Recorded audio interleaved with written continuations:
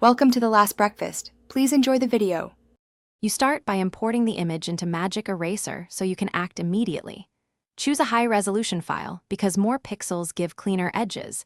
That reduces blending errors later. Once imported, duplicate or lock the original layer to preserve the source and switch to the background removal workspace. Make sure to enable transparency preview so you see holes. Now select the primary erase tool and set a moderate brush size, not too small, not too big, to begin removing the obvious background areas. Once done with broad removal, switch to detailed selection and refining to avoid jagged edges. You use a lasso or precise brush selection to outline the subject, then enable feathering of 1 to 3 pixels to blend the cut.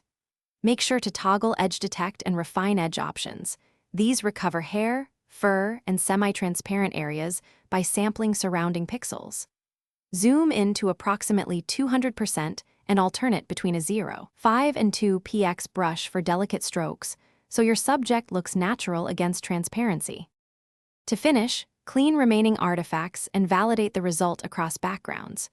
You run clone and healing tools over specks, sampling nearby pixels at full hardness to avoid soft halos. Once the subject looks clean, preview against dark and light backgrounds so you spot translucency issues.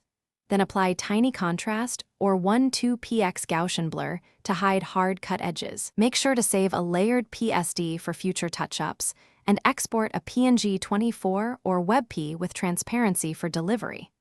If edges look jagged, rerun Refine Edge at a lower radius. Thanks for watching. If this was helpful, leave a like and consider subscribing. See you next time.